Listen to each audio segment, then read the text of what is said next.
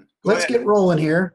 I'm just going to talk a little bit about the background quick of kind of how we got started in this.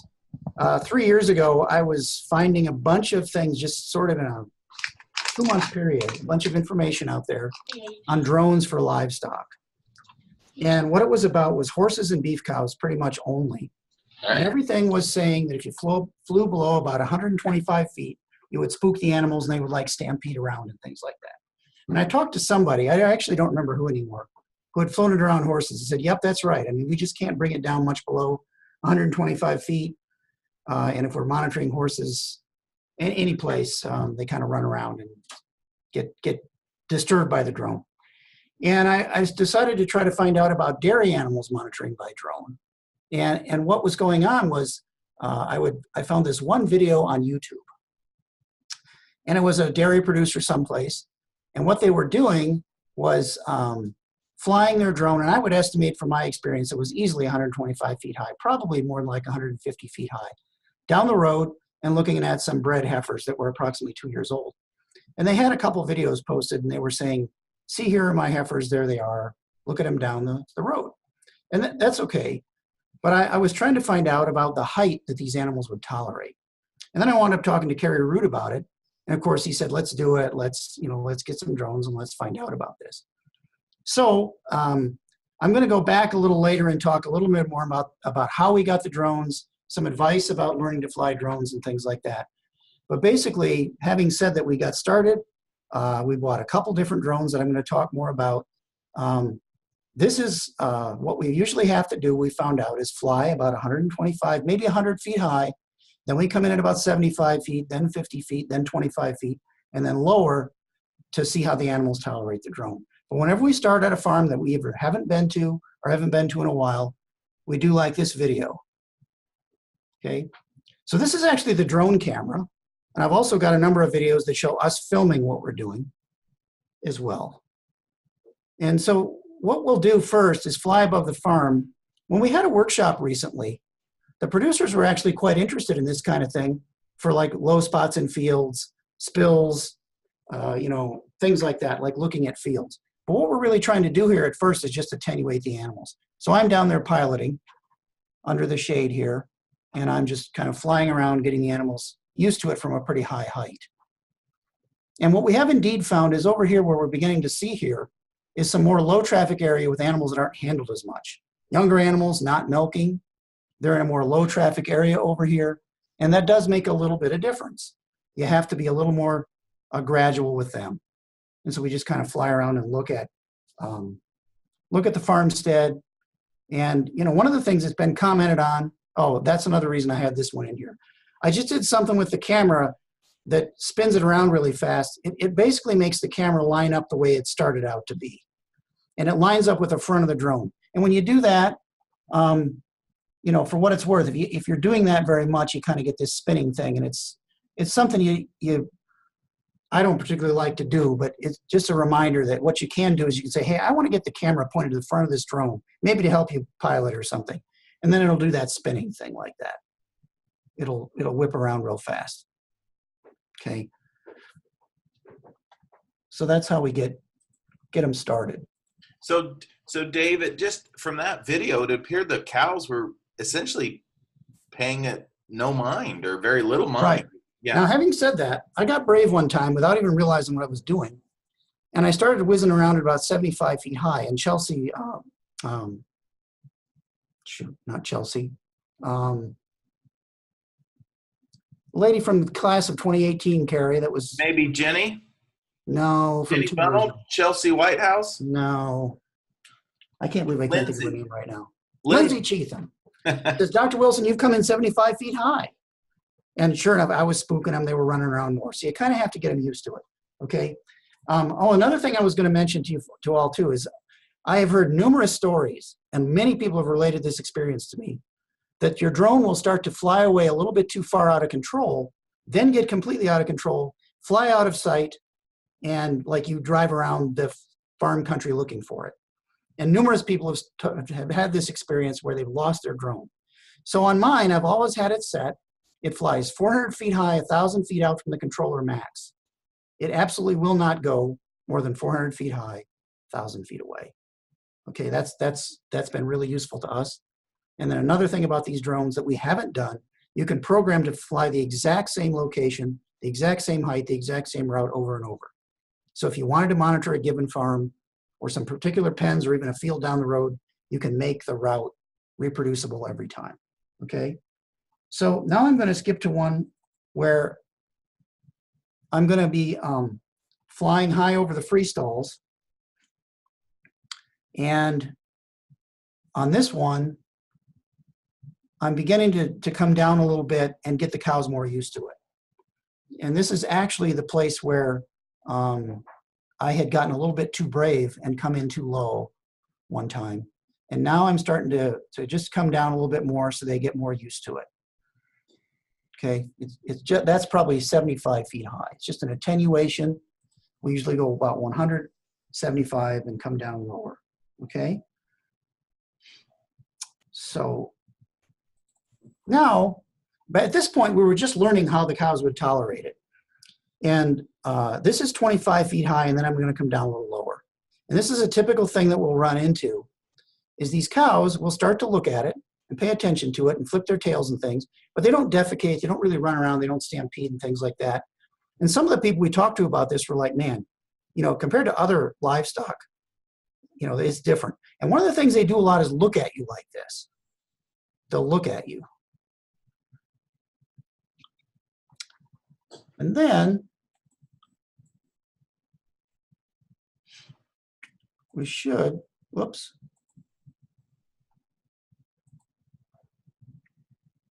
It may not be on this one. We should be able to, this one may not work for that.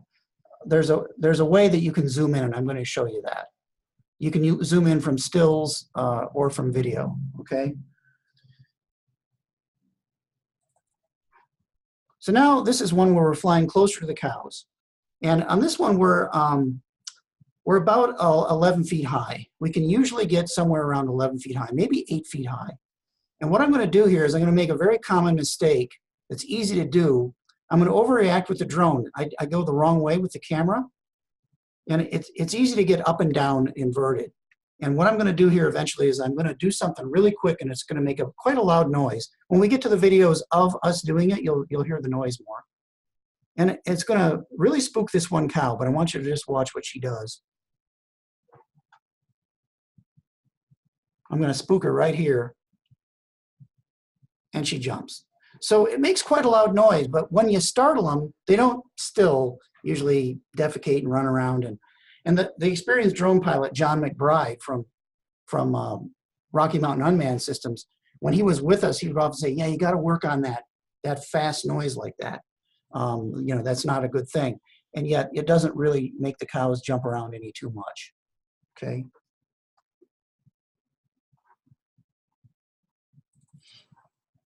Here's one where Lindsay is piloting it, and we're learning to fly out of sight. And it's a little bit unnerving at first to fly out of sight, but she has no line of sight to what we're doing.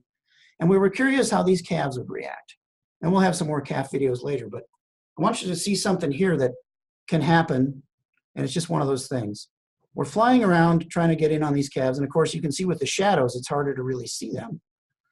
And she gets in pretty close, and then something happens. The dust bothers them more than anything. And that'll happen. You get in close and all of a sudden some dust blows up or something. But again, you know, nobody jumps out. One of the things we were curious about with calves is, you know, how is the reaction of the young animals? Are they going to do things like jump out of their hutches or something? And we haven't really experienced that. Okay. I'm going to switch over to another set of these videos and show you some things where we've actually got video of us.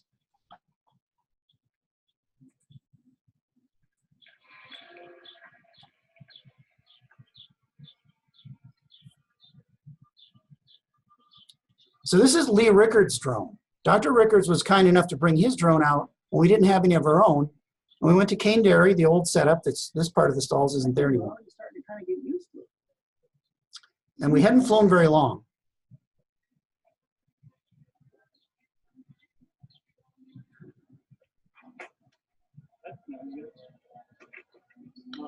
Did he just wreck that? So what happens is, unlike Lee's second flight with his nice clean drone that he had used for recreational purposes for years, he was nice enough to bring it out for us, and the thing lost satellites and crashed. And it fell sideways into the manure. It spun through the propellers and put manure all over the thing.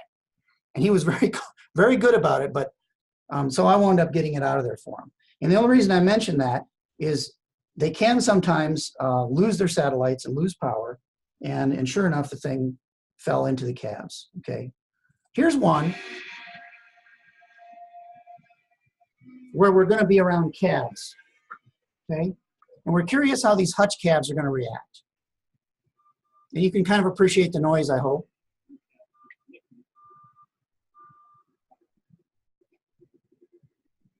And there is one jumping around, you see.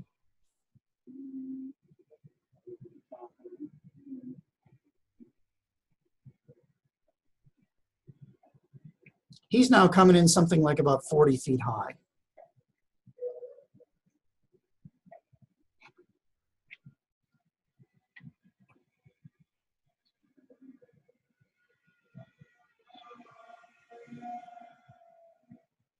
And what happens here is the battery ran down,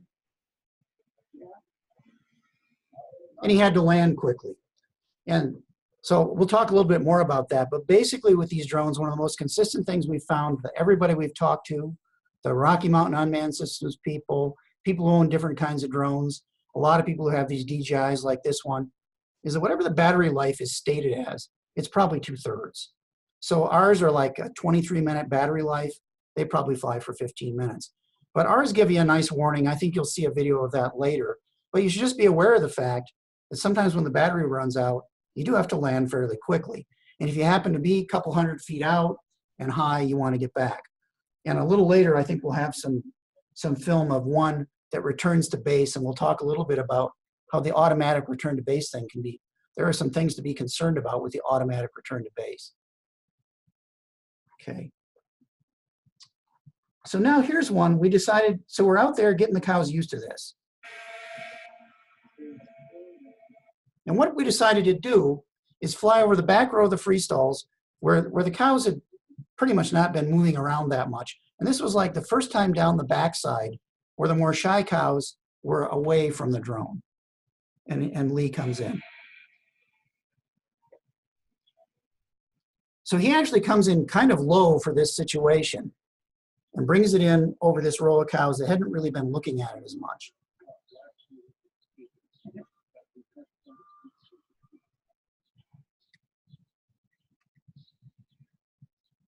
Well, it's not doing much to them.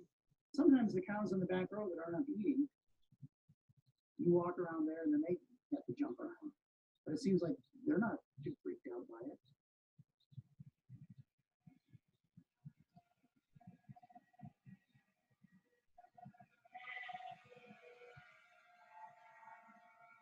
So now he starts bringing it down.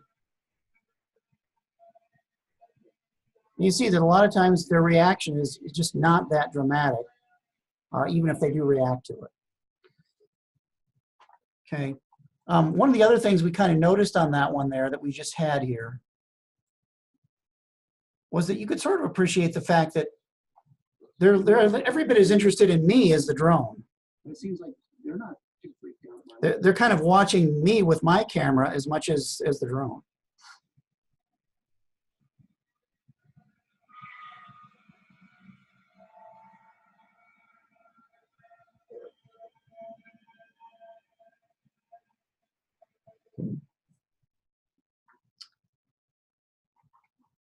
So here we are back to the calves and looking at how the calves tolerate the drone.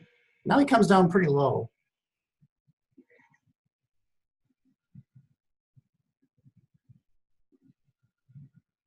This is the first day. They just have calves back in them. Usually they aren't all absent like that.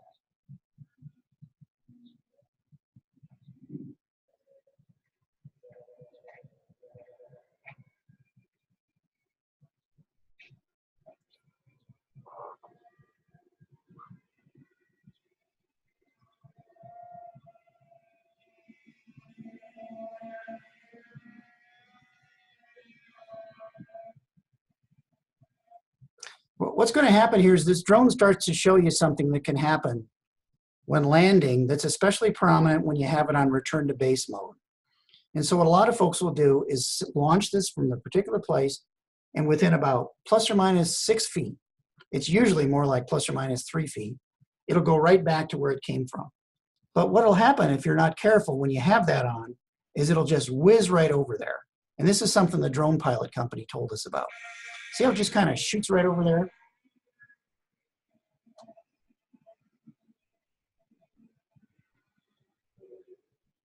So one of the things you have to be aware of is if you put it on return to base and you do have low battery and you're quite a ways out and you actually engage that function, what this thing will do is it'll fly right in anything in the way. It'll hit a vehicle that's become parked there, if a milk truck or anybody else has come. And one of the things that John, the experienced pilot, mentioned to us is it could hit a person. And it's not really, it's bad if the props on these bigger ones hit someone. So I never employ that, but it's just something to be aware of, that if it has that return to base function, it'll fly right over there, and it doesn't really, it hits whatever happened to come into the way. Okay. So here is a little bit of a discussion we were having with John talking about thermal cameras and things. I'm just going to let that. Most people wanting to try and do the, like, figure out where the cows are. More so than, you know, let's go out there and see at the middle of the night. You can't use this camera in the middle of the night to see if a cow is out there having calves, but you can see it with thermal. You know, you can dump it right over the top and just hang out. We hadn't thought of that. We hadn't thought of, like, if you wanted to try it at night, and yeah, look for it. So Dave, the audio's not coming through really clear or really loud, and so probably what you'll do is just need to tell us what they're saying. Does it help you at all if I turn my volume up or not? Inspection or something like that late evening where these cameras wouldn't be able to see. Yeah. Is that helping you? Surveillance cameras on dairies are not anything new. Yeah, it helps a little bit. Watching tape, they're sometimes kind of fuzzy. They're often milking parlors to see how people milk, but they're not used very much. But you know, the thought that's occurred to us is whatever we may demonstrate from this, people may say, look, the drone is fine and everything, it's a novelty, but I want to mount the camera. Well, there might be some contribution from that too, I guess.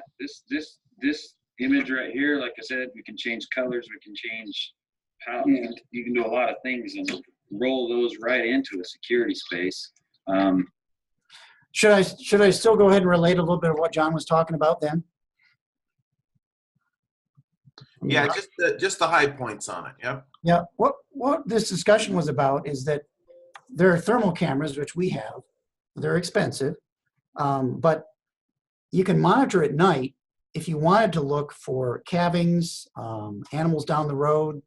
If you were interested in predation or something, and you said, let's fly around and look at the animals at night. And we were talking about the fact that on dairy farms for years, surveillance cameras have been used, particularly in milking parlors. But in my experience, it's extremely common that people still don't really like to look at the tapes. They don't like to spend a lot of time. And it's often really difficult to see, you know, are people dipping the cows well or whatever. But with the kind of cameras that are on these drones, the drones themselves might be a novelty that might not take off or might not persist in use. But the cameras could be mounted, and some of the camera technology itself for thermal imaging and that kind of thing might have value besides the flying of the drones. And we're going to look at a little bit more at that a little bit later here. Okay.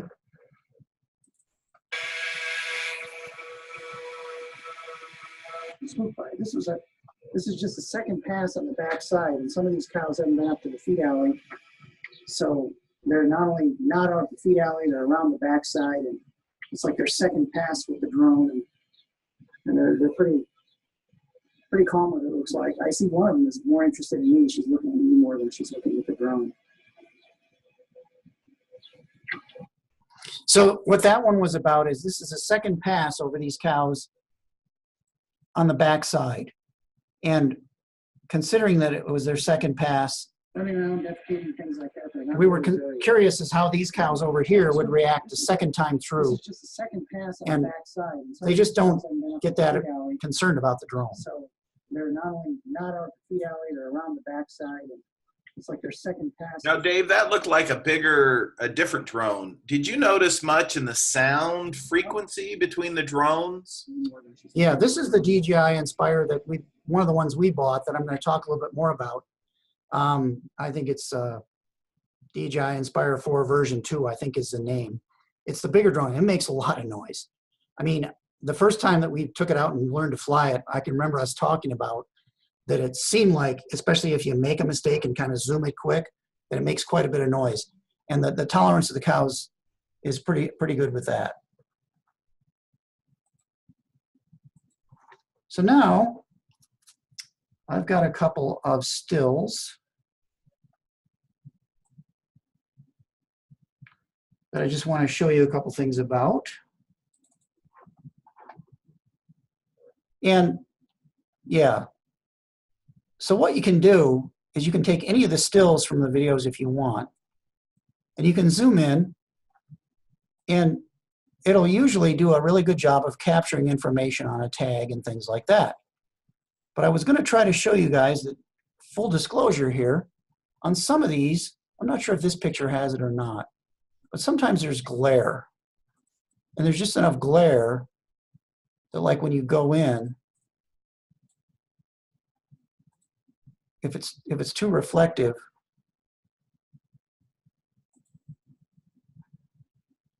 you still can't see it.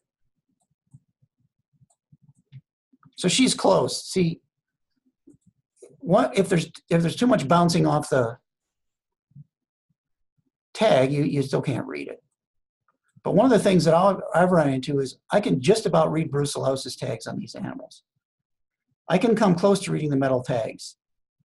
And then the other thing is, like, if you said, let's look at this hock joint or something. If you did see a big lameness or something you were concerned about, you can zoom in pretty well right on some lesion or something. And one of the other things that's kind of nice about this is a lot of times we find that they look at you at some point during the video. At some point, many of the cows will look up and display their tag to you. So they don't run around, they don't get all excited, but they show themselves to you. And that's kind of a nice feature if you're trying to monitor things. So, Dave, was that a still image you captured off of a video that was done, or did you? Yep, that's a still from the video. Oh, okay, cool. And here, you could, by the way, as you may recall, you could snap a bunch of them too, all through the time you're doing it. If you say, oh, what's that? You can snap multiple pictures. So you can capture stills right during the video. You can snap them in a way that you can quickly look at them. I don't tend to spend a lot of time looking at the photos when I'm trying to fly, but John can do that. He'll be like flying. He'll just set it still somewhere, let it hang there, and he'll be looking at his stills quickly. I usually like to get it landed first and look at my stills, but you can also capture them like this.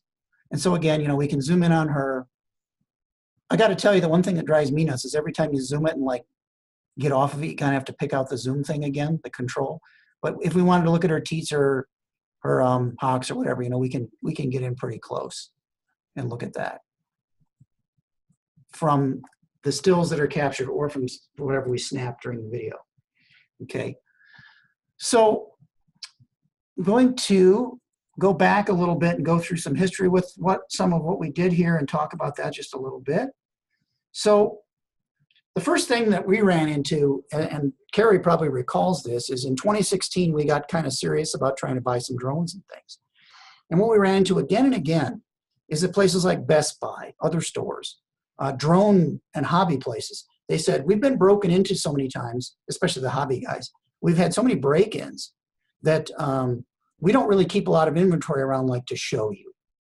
We don't really have a way to like demo the different drones and tell you about them and this kind of thing. So I was beginning to get a little bit concerned because I wasn't really excited about buying a drone and like not really getting any training with it or knowing much about it. So the first thing we did is we met with the drone flying clubs here. And there are 2 drone flying clubs at Utah State, kind of through the engineering and the ag tech programs here. And we found out that the art school here has a drone flying room. So we bought these little Hubsan drones, and I just realized I'm not sharing with you. I need to share that with you. There you go. We bought these little Hubsan drones. They're about 5 inches wide.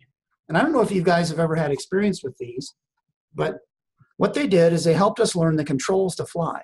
But it was a good thing that a lot of people told us that one thing that happens is it's scary because they flip around and get out of control all the time. And when we were flying these Hubsans, we absolutely couldn't fly them outside. With the slightest little breeze, we couldn't control them. And even flying them in the art school, in the drone flying room, they're hard to control. But what exactly we were told happens is they help you learn the controller. They help you learn how to work your thumbs and how to do all the controls. And then we actually found a dealer, Rocky Mountain Unmanned Systems, down in Centerville, Utah. And they actually have a fairly secretive location of their store that they don't really have a lot of signage or anything because of past break-ins. And they were really helpful in us learning the different models and learning how to fly the drones and this sort of thing. And what we wound up doing is we did indeed buy the DJI Inspire version 2.0. And as you see here, it has 4 batteries. Their life is estimated at 23 minutes, but they're actually about 15 minutes, maybe 16 minutes flying time. And you can see that altogether it costs about $14,200. And the cameras are very expensive. And we're looking at a camera now that I can't remember exactly, but I think it costs over $15,000 for an infrared camera. We have this one. Dave, can you make your screen go to presenter mode just so it fills the whole, just like you were going to present? Yeah, down there. Yeah. Thanks. Yep. And so, yeah, so it comes, okay, and then we bought a Phantom 4. This is the one Carrie flies, very common drone. One thing that was kind of interesting to me is we were discovering that as we went to the farms, people of all ages from basically 20s, early 20s through late 60s, everybody somewhere in the family owned a drone, and everybody was kind of interested in all this stuff.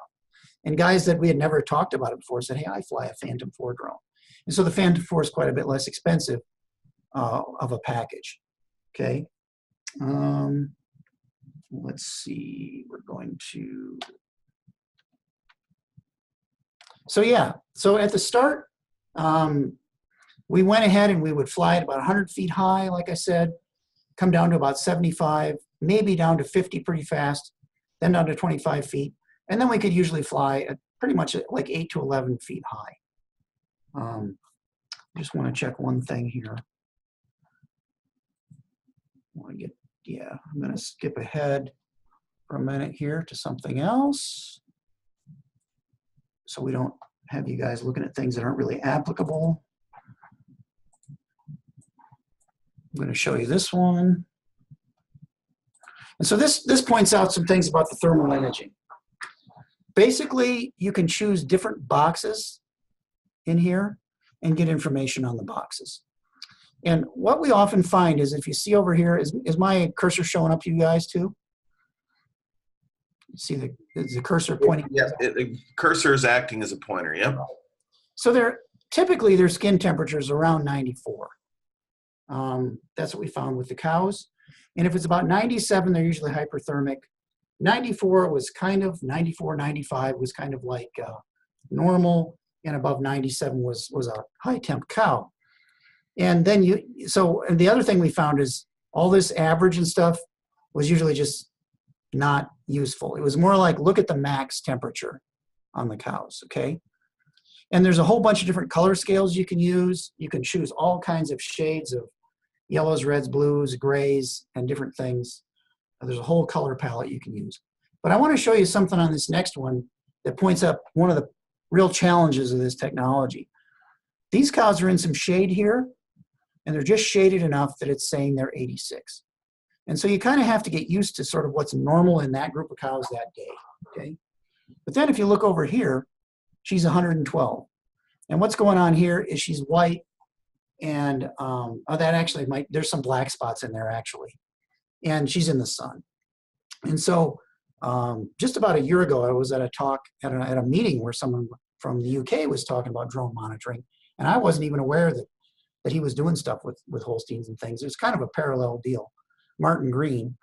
And he got to talking about this same thing. And one of the things that's frustrating is The technology struggles a little bit with black and white spots in sun and shade. Okay, so the drone mounted camera thermal imaging with this camera is a challenge. And so we're going to move on a little bit into some other thermal imaging from some handheld technology that that they used from the drone company used with handhelds. Okay, and we're going to talk a little bit about that. So what we're going to be looking at here, you'll see, is the drone had actually picked out a cow as very hyperthermic right near the tailhead, kind of where it looked like a uterus might be within the cow. She was a high hyperthermic uterus. So our first attempt at thermal imaging has shown some hot spots in this cow, and she's 2252. And now we're attempting to use a different device to see if we can get an actual numerical temperature. She does have vaginal discharge, and it's clear and icicle. So my two guesses that she had a very healthy calving, or this may actually be an estrus cow who is in heat. That icicle discharge could very well indicate we have a cow in estrus here. So we're going to try to figure out what they can tell us about it. So, see that icicle clear discharge? Okay. Vaginally? Yep. She's either had a really healthy calving, and or that may actually be a cow right in heat.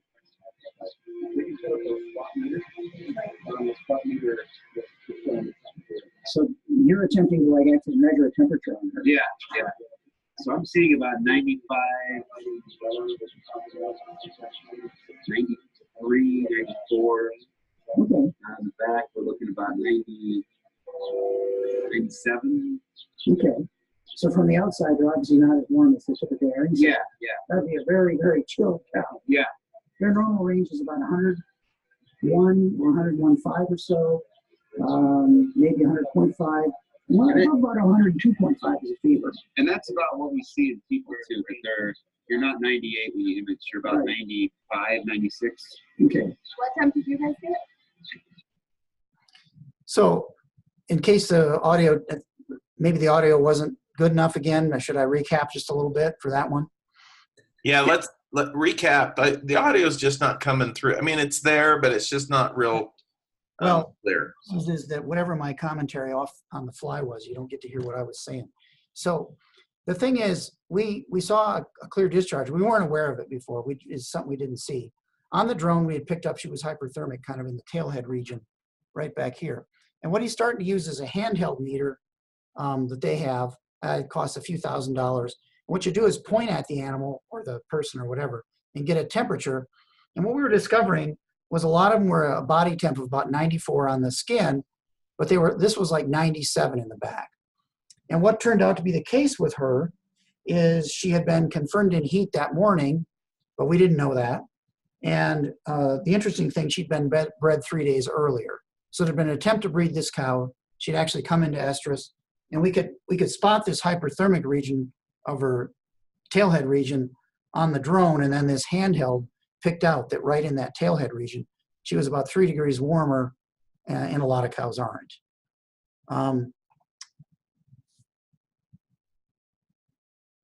Yeah, that's the only thermal image video that we made. And so the handheld seemed to be able to determine, it's not the only one we made, but the only one I'm going to use today, determine the temperature. Now here's another one where we're coming in over the baby calves and we're starting to fly lower. The reason Lindsay's up there is we were curious to see how much they would react to a person compared to the drone. This is the big drone again. This is the loud one. So this is the first time we took the loud one out there and brought it in over the calves. And we actually bring this down to about something like, I think it's about 11 feet high. So some of the newest baby calves aren't really reacting very much either.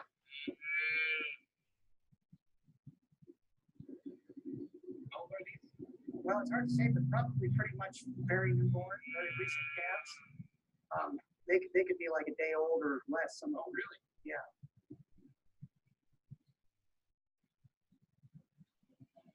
I don't see anybody with a really wet navel, but you know, they could be born certainly yesterday or very recently. These little ones here.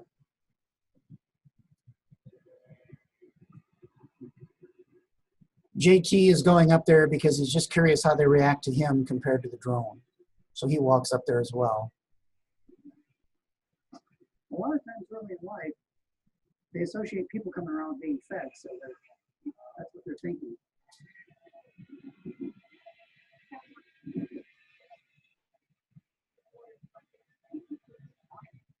I want to point out one other thing about the drones around the calves is sometimes we would fly the drone in there and it would be like evident that the calves would come out of their hutches sometimes. But that isn't always the case. And a lot of times if it's like hot and they're laying inside the hutches, they just won't come out. And so I think it has to be clarified that if you were going to fly this, like I know someone who has a calf farm where at any given time they have 8,400 and some calves on milk, calf raising business. And we've talked about this and he's quite interested in the possibility. But you have to disclose that, you know, if the drone flies along by the calves and they're not really coming out of their hutch, it probably would be more difficult to really observe much, except with the thermal. And you could certainly see something like probably, you know, some big visible diarrhea or something like that. Here's one where we're going to fly high over the Virginia barn in a low traffic area. And what's going on here is it's an example of calves that aren't handled as much and have more rare contact with people.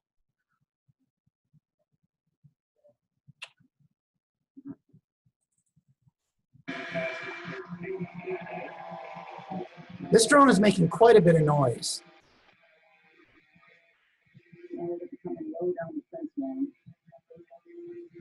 You'll see us come in here.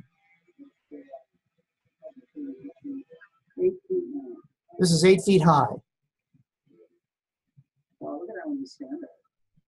Well, so there is some reaction, but not too dramatic, and they don't stay pretty upset. And again, what you find is they're often looking at you. Almost every animal will kind of turn and look and show you their ear tags. And then there's a low battery warning starts up. So it's making a beeping noise that you can hear right through the controls as you fly it. And so now we go up higher, which is an important thing to remember. It's kind of nice to get up high. We're whizzing back pretty fast, pretty loud, and going to land. And I think John's going to talk a little bit about some of the controls here. So he's going to show us a little bit about how the controller is. Hit a certain battery condition, low battery condition, and the thing will act.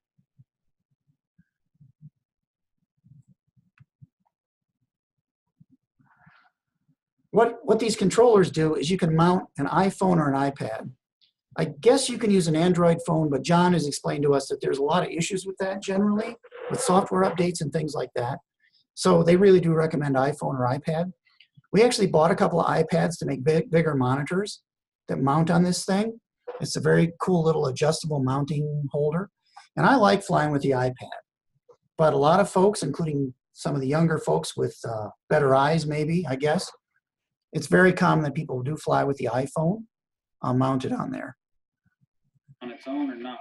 Now he's beginning to talk about that return to base thing. Predetermined calculation that if you're flying far away from yourself and you only have X amount of battery to get back, it will also warn you while it's out there to say, hey, by the way, that's just, I'm too far away. Yeah, I'm too far to come back with a reasonable amount of time. So what he's discussing now is it does take into account its distance away from where it took off. And the drone is monitoring that, and if it's way out there, it'll alarm differently, recognizing that it has longer distance to get back home to alarm you about the battery. Since that's where we took off. So, and it doesn't mitigate things on its way back. It doesn't avoid poles or trees or anything like that. So you'd have to set up a height. Really good. You'll have to set up a height that's very maintainable height that would keep you away from if it just had to beeline across. He's describing the return to base now and how dangerous that can be when the person or the truck or whatever gets in the way. That you want to watch out for that. So that's why I never put mine on return to base. But there's been a few times I've had to fly back fairly quickly to get it landed. So that's really the end of sort of the prepared videos and slides and things that we had. I guess I would say that one of the questions we get a lot is about practicality, and the answer is we're still trying to kind of figure that out. Some of these larger and larger farmsteads, the people are quite interested in the possibility of programming it to fly the exact same route and put it out there regularly. Another thing we need to be aware of about these drones, they don't do very well in very much wind, but they really don't do very well in wind isn't as big of an issue really, but it's if there's rain or precipitation and things like that. And so they work the best in really nice weather. Well, you know, most of the time, as far as avoiding rain, snow, that kind of thing here in our part of the country, we have pretty decent weather for about 8 months. You know, they're not going to work as well if you're going to try to fly it around in winter conditions or something like that. But, and again, the handheld cameras, there's a new one coming out that you point at the animal from about 4 or 5 feet away, and it takes a pretty accurate temperature. We've done some validation with that, within about a degree. And one of the things we've noticed is that cows can be in lockup gaits with their head toward you, and you get a really nice approximation of a rectal temp from the front side of the cow with one of these devices. So we're just kind of, it's interesting. We're on some projects this year with farms that were on the drone stuff with us and hadn't been for 2 years.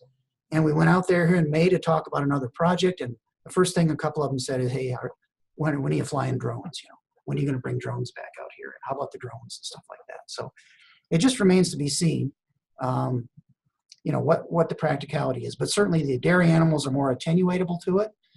If they're in a low traffic area, we don't need 10 minutes to bring it down in height and get them used to it and tolerate it. And one of the other things we found is if maybe weeks later we go back to the same place, the animals are quite used to it after a few weeks. So we don't have to start all over. And if there are questions, I'd be glad to try to answer them.